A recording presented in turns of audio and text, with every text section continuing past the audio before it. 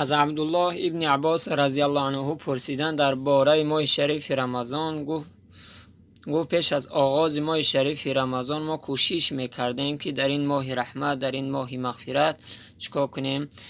قلب‌های خودمون را از کینه و بخل و عداوت چیکار کنیم؟ خالی کنیم. به خاطر که اونها شنیده بودن از جناب رسول الله صلی الله علیه و سلم که پیامبر بیان کردگی بود من ذره فی قلبه کبرا لا یدخل الجنه، هر کسی که در قلب ذره کبر دارد داخل جنت نمیشه.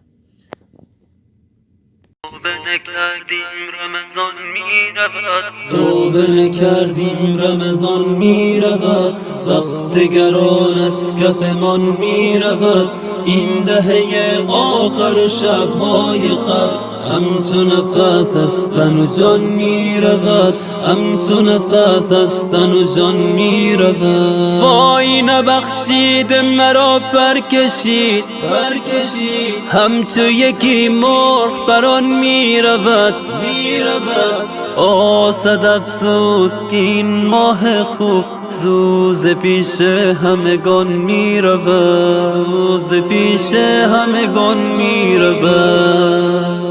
قدر ندانسته شب قدر نیست، از کف هر پیر و جوان می رود. دل نشده از پاک هنوز از گناه، این رمضان از دوان می رود. توبه نکردیم رمضان می رود، وقت گران از کفمان می رود. این دهه آخر شبهای قبل همچو نفس از تن و جان می رود، همچو نفس از تن و جان می رود. بار الله نظری کن ببخش، وقت خوش تیر دلان می رود. آه کجا بلندی که باز دیده شود جانب آن می رود. بار الله نظری کن ببخش، بخت خوش تیر دلان می رود. آه کجا بلندی که باز دیده شود جانب آن می رود.